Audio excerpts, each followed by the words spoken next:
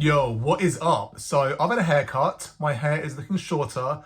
I've been going to the same barbers for a while now, and the lad that I have, he's basically gaslighting me into thinking that my hair is not receding. Like every time I mention to him that I feel like my hair is thinning somewhat and it's kind of receding, he's like, don't worry about it. Your hair is looking fantastic and normal, and you shouldn't worry about it. So I'm just going to carry on cutting your hair and let's pretend that things are not moving in that direction. But I have some jokes I want to go through with you today. So let's go. Did you hear about the euryhaline finned fish that has a fatwa against it? It's called salmon rushdie.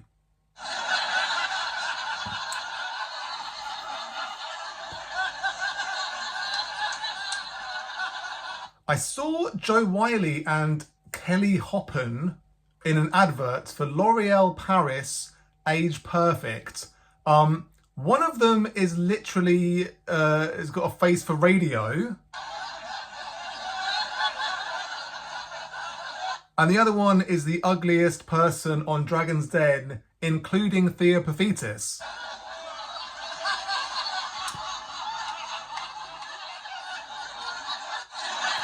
Of the US's housing crisis, J.D. Vance said it is the fault of the 25 million illegal aliens in the country.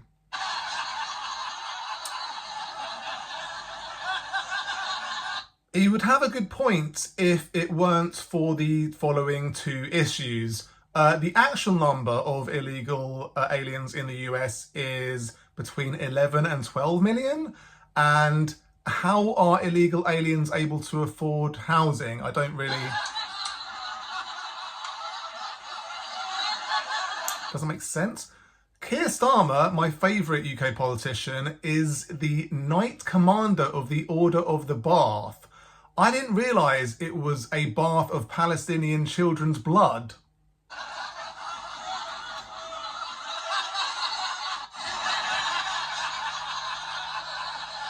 The good thing about witnessing the current Palestinian genocide is I can see my taxpayers' money in action.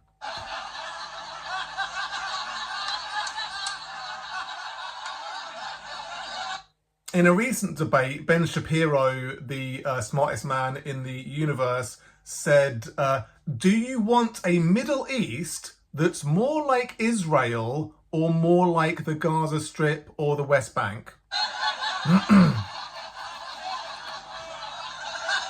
And the only way I could sort of process it in my head is to say, do you want a Europe that's more like Nazi Germany or more like Auschwitz?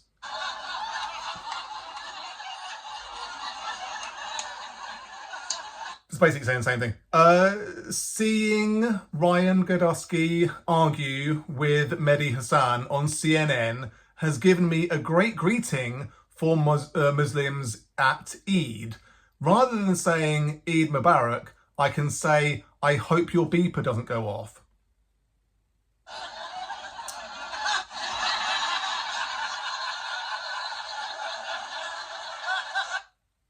My mate posted a video on Facebook of his wife putting cream on a scone before the jam while on a flight to the US. It was the worst thing that's happened on an aeroplane in the vicinity of the US.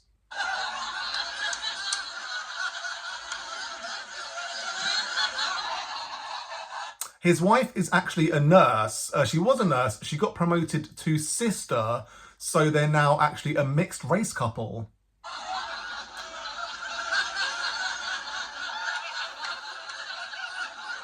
A Chinese woman walking her dog stopped to let me and the pram I was pushing past her. I said to them, thanks for not eating the dog.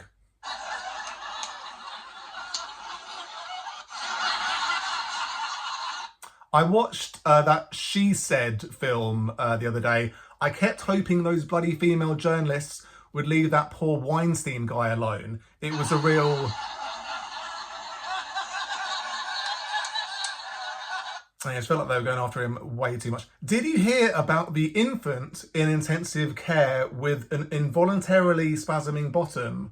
The nurse wrote on his chart, ICU baby shaking that ass.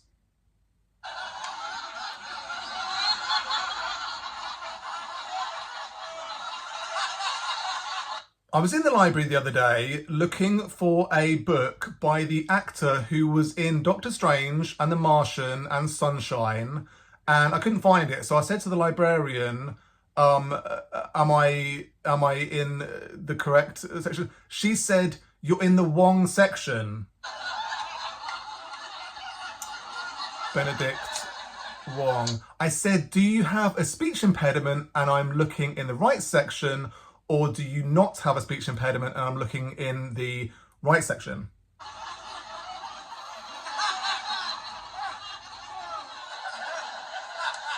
And it just went on like that for a while, and then we eventually discovered that I don't think Benedict Wong has actually written any books, so this whole joke basically falls apart and doesn't really make any sense.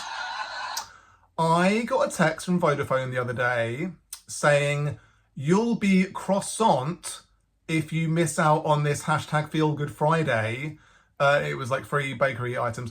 They just did that to annoy me because they know how much saying croissant. How are you saying croissant, Vodafone? And why are you sending me messages that are just going to piss me off? Like,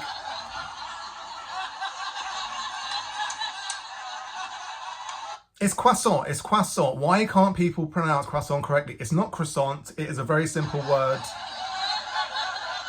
It's like going to a cafe. Do you go to a cafe and say, I'll meet you at the cave? Like, nobody is...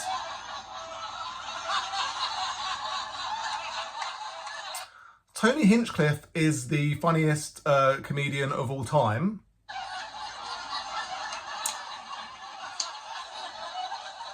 At the recent Trump rally, he said jokes of such high caliber as Puerto Rico is a floating island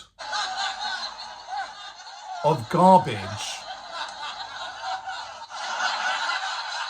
Garbage. He's such a fucking... all Latinos are illegal immigrants.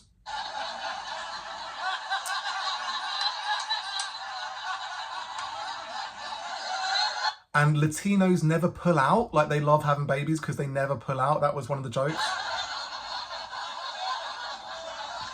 And then he finished with, Republicans are the party with the good sense of humour. So...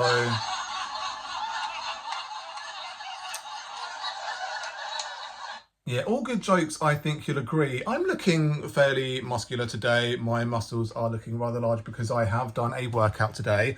I have also been for a run today because I enjoy doing exercise of various assortments. So let's go back over the jokes presently. Did you hear about the Yuri? It's like, if you Google the salmon, like what is a salmon? Then on the Wikipedia page, it says it is a type of euryhaline finned fish. So that is why I said that. I've never used that word before in my life, so I don't even know if I'm pronouncing it correctly. But as a fatwa against it, a fatwa is a thing that Muslim clerics can say against the person. They're like, they have perpetrated a crime against Islam, so now we're going to go after this person and, you know, hopefully kill him at some point. So Salman Rushdie sounds a bit like a fish, right? That's the sort of joke there.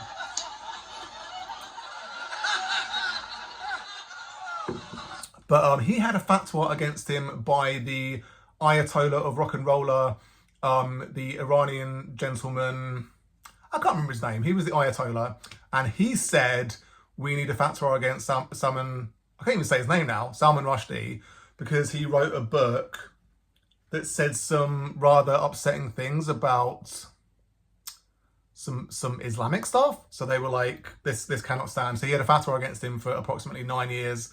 And I think the Japanese guy who wrote the Japanese translation of that book was assassinated, and Salman Rushdie has had many assassination attempts against him. So concerning times, and if you do get a fatwa against you, then it's a pretty bad situation. I saw Jo Whiley and Kelly Hoppen. So it was a weird thing. I think I was in the gym and this advert came up and it was like Jo Whiley and Kelly Hoppen, who, I don't want to be horrible, but they're pretty ugly, right? And they're like super old. And the point of this advert, this L'Oreal Paris Age Perfect, is it's supposed to be like, you look really good for your age. You look awesome. And I feel like Jo Whiley does not look great for her age. Like Kelly Hoppen does not look great for her age in any way. Like neither of them are real specimens in that category. So it felt like a weird advert, and maybe it's not very kind to these women to call them ugly, but I didn't force them to be in a L'Oreal advert. So saying that they are not attractive or look good for their age isn't me attacking them. It's not anti-feminist. It is just a fact that I do not think they look good for their age. So that is that. One of the, JD Vance is a nincompoop, I think it's fair to say. When he was asked about the US housing crisis, he retorted, that will be the fault of those 25 million illegal aliens, won't it? Because they are buying up all the houses. In his mind, all illegal immigrants are coming over the Mexican border with like a ton of like heroin or like whatever drugs they can fit in their tummies, in little bags in their tummies, over the border. They then sell those drugs to make loads of money. They then use that money to buy all the houses. And so these 25 million illegal aliens are buying all the houses. And that's why white, normal, just standard Americans, the ones that we need, the ones that are going to make America great again, thank you very much, cannot afford houses because the illegal immigrants, the 25 million, even though the actual number is between 11 and 12 million. And it's the thing, like if you look at the kind of the curve, the way things are going with illegal aliens in America, that number has maintained. So it's like always been that number approximately, like 11 to 12 million illegal aliens in the country. So it's kind of like, at what point can you stop blaming these people for this predicament? It's the same thing in every country. It's the same thing in the UK. Like illegal immigrants are blamed for the housing crisis, blamed for the cost of living crisis. It's a weird group to blame because they basically can't do anything. They're like probably one of the most exploited groups of people imaginable because they have no, way to make a living in a kind of normal way, I guess. Like if they are illegal, then they have to do just cash in hand work. So you see them in agricultural jobs a lot of the time because a lot of that stuff is cash in hand, and it's like they putting in loads of work and probably not getting much money for it in actuality. So then blaming them for the housing crisis, blaming them for the cost of living crisis is kind of like you're choosing the dumbest group to blame all that stuff on. Anyway, he's an idiot. Keir Starmer is, I was like, how is he Sir Keir Starmer? Because he's such an evil bastard. And he is like Captain, massacring little Palestinian kids is brilliant. Like, let's keep doing that forever. So I sort of Googled what his knighthood was, like what his title was. And the fact that it's Knight Commander, it's like Lord Commander in Game of Thrones, like Knight Commander of the Order of the Bath, a bath of Palestinian children's blood, and he's bathing in it, and that's how he maintains his wonderful complexion. But he's a piece of shit. Seeing the Palestinian genocide, seeing children getting blown up and having rockets dropped on their heads, it's sort of good to see my taxpayer money in action, because a lot of the time you pay your taxes and you're like, where is this actually going to? Like, you're driving around, there's potholes everywhere, there's like the NHS isn't doing well, like the people that work in the NHS are not properly paid. When you go to places that are funded by my taxpayer money, it seems that money is not being used properly. So at least when I see people getting blown to pieces with ordnance that has been given to them, sold to them by my government, at least I can see this is my taxpayer money in action. We have factories in this country that are building weapons that are then dropped on little kids, and long may that continue.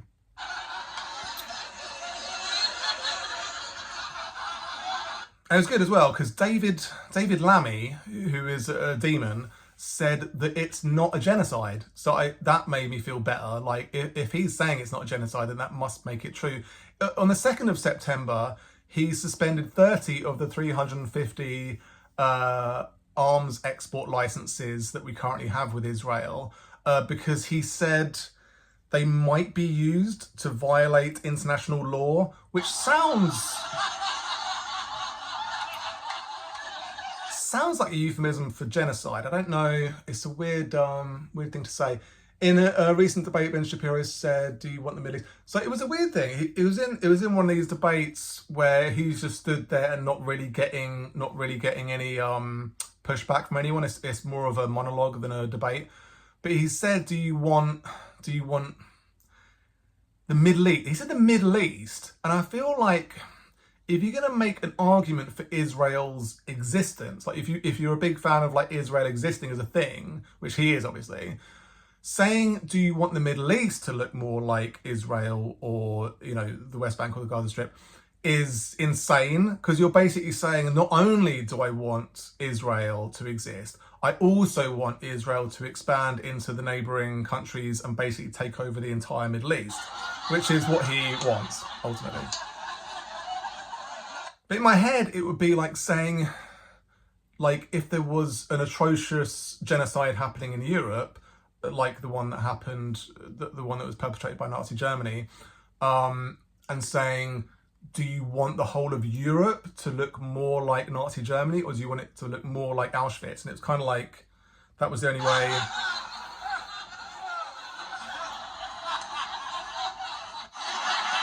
That was the only way my brain could make sense of it. It was a real sort of upsetting thing to hear. Seeing Ryan Gadusky argue with Mehdi Hassan, like watching that clip of the CNN, it was like a kind of round table. It was a weird like sort of debate scenario where you've got some people on Trump's side, some people who are have brain cells that work, and they're sort of arguing the toss about all these various things. And then Mehdi Hassan was like, I am a supporter of Palestinian rights. Like, I don't want Palestinians to get blown to pieces. And Ryan Gadusky was like, I hope your beeper doesn't go off. Which it took me such a long time to sort of pick apart that joke, because my initial reaction was, I hope your beeper doesn't go off. It was like, because it was phrased in that way, I hope your X doesn't do Y. I thought that's a nice thing to say, what he just said there. Like, I hope you don't step in that puddle over there. Like, it took my brain a moment to be like, oh, wait a minute, he's just saying, you are going to die, you deserve to die, you are brown, you are Muslim, you are on the side of Hamas, you are on the side of Hezbollah, you are on the side of Palestinian children not getting blown to pieces. So therefore, you do deserve your beeper to go off, you do deserve your beeper to kill you. But I hope it doesn't go off at this exact moment, because then I might be injured in that blast. So it was,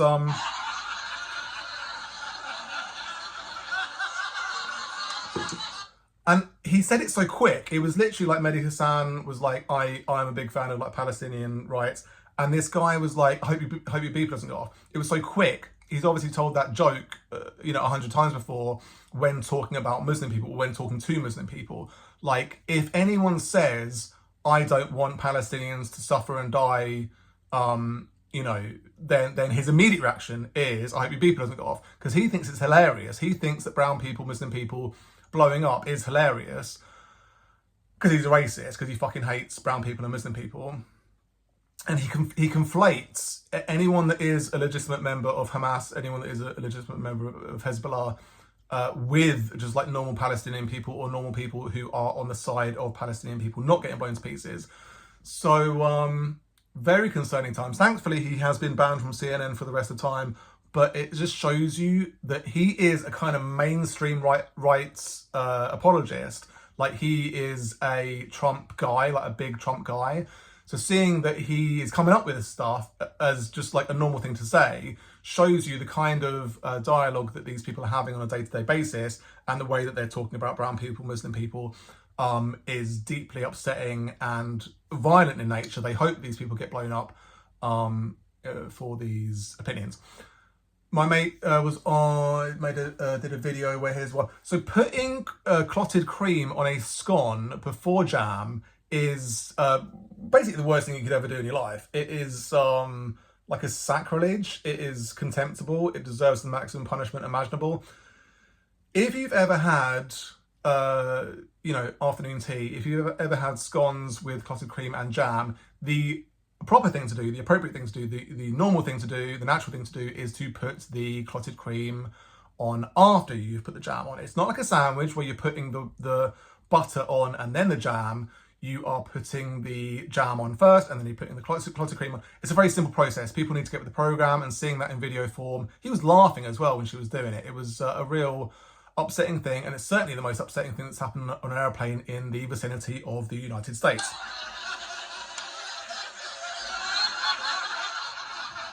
So his wife is a nurse, she was a nurse, and she got promoted to sister. And I don't know if that position exists in any national health service in any other country, but in the UK, the normal thing is you become a nurse, and then at a certain point, you can be promoted to sister, which is like a boss position, like a supervisor position, I guess, where it's like you have this title of sister and then you have a bunch of nurses beneath you.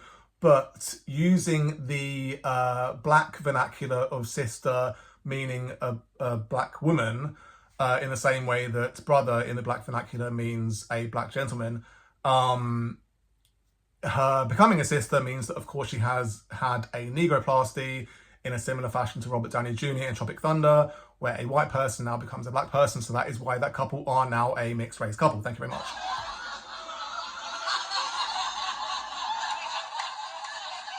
So yeah, this Chinese woman was walking her dog and I was pushing my pram with my little boy in it. And yeah, so she stopped with her dog and I said thanks as I went past her, because it was kind of like a skinny pavement, like a skinny sidewalk, as you would say in America. And so as I went past her, I said thank you. In my head, because I'm a massive racist and I think Chinese people eat dogs just, as a normal thing, in my head, I said, thanks for not eating the dog. So that is... She might have eaten it later. There's no way for me to tell. I haven't seen her since. I haven't seen the dog since. So maybe she did, in fact, eat the dog. I watched it.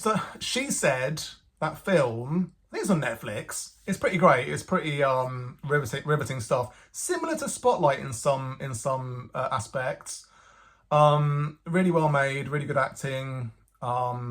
Concerning a pretty disgusting situation where, in this case, Harvey Weinstein is just a monster and he's kind of portrayed as such. So they had to get an actor who was able to, from the back, look like just like a walrus, like a real manky old piece of shit, like a slab of meat. So I don't know how they put up that advert for like, we need an actor that just looks like Harvey Weinstein from behind, like a real like dirty old bastard. But whoever the actor is, they did a great job. They did a lot of stuff where it was like, we're gonna have like these real people in this film shot from behind or like shot from far away or like whatever, so that we're gonna get these things across. But it was a really good film, and like obviously it's kind of similar to Spotlight. In that film, it was like they're trying to find out how many paedophile priests are in Boston, and they're on the phone to this expert, and they're like, we've got a story, and we think there's like, I think it's like 8. We think there's 8 paedophile priests in Boston. Do you think that's correct?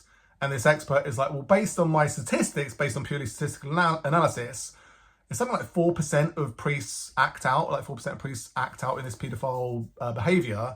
So based on the number of priests, Catholic priests in Boston, the actual number should be like 72.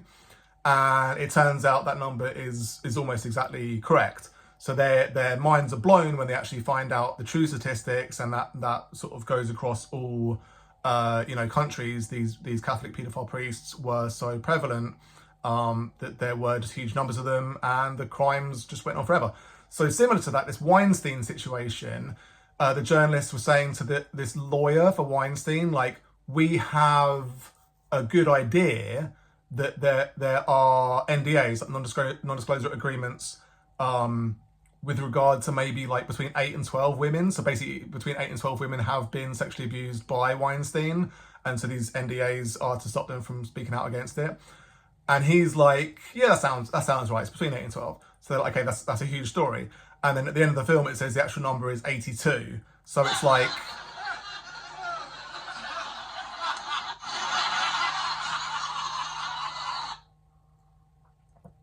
just an absolute monster. Like one of the worst people who's ever existed. Just like real horrible, horrible bastard. And like so many people covered for him. Like he just works in such an open manner, like abusing these women and then women not being believed. So, yeah, real disturbing stuff.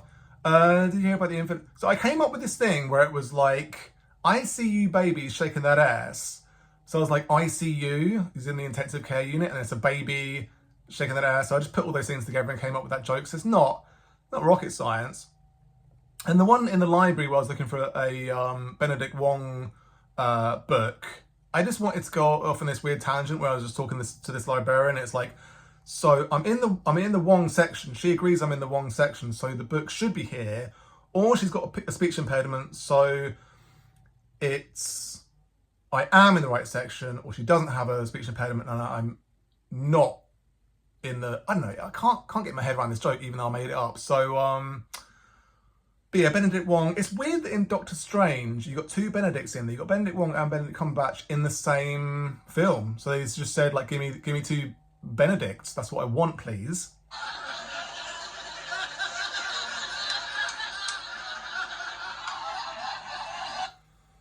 I did get a text from Vodafone. I get a text from Vodafone quite often, and they annoy me regularly. But this one regarding being croissant really annoyed me, and I just feel like they did it vindictively against me because I know how much I dislike people pronouncing words incorrectly. So very upsetting stuff. I just don't know how difficult it is to say croissant. Like what is the major problem? Tony Hinchcliffe was in a Trump rally and he had basically like a complete bunch of idiots around him. Like the audience were big time Trump supporters. Like if you go to a Trump rally, you love Trump. So surely you love being racist because Trump is like Captain Racist. So especially against like illegal immigrants, you should love illegal immigrants jokes. But somehow him referring to Puerto Rico, first of all, as a floating island, which I was like, it's an island. Like a child knows that islands don't float. Like they are land in the same way that any other land isn't floating. Like no land is floating. So I don't, that straight away was, you're an idiot. And there's like a floating island of garbage. So it's like Puerto Rico. Not only is it anathema to the normal state of land masses, it's also an island of garbage. So you're calling an entire race of people garbage, and he's like, hey, Puerto Ricans, how many are you in the audience? And all these people pipe up, and he's like, oh, by the way, all of you are unwanted as well, all of you are garbage. He's basically like, all Puerto Ricans are scum, all illegal immigrants are scum, all Latinos are scum, and it's hilarious.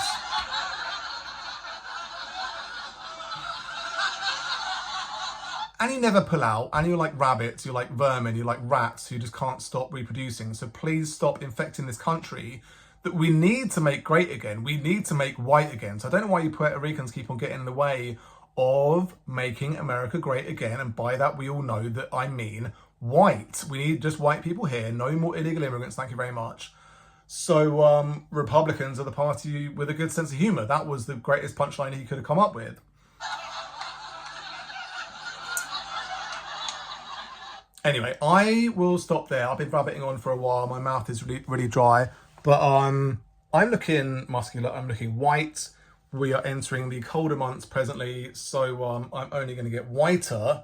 I do try to get as much sun as possible when the sun is out, but I am stuck with my low amount of melanin in my skin, and there's really no way out of that I can see. So, you take care. Peace.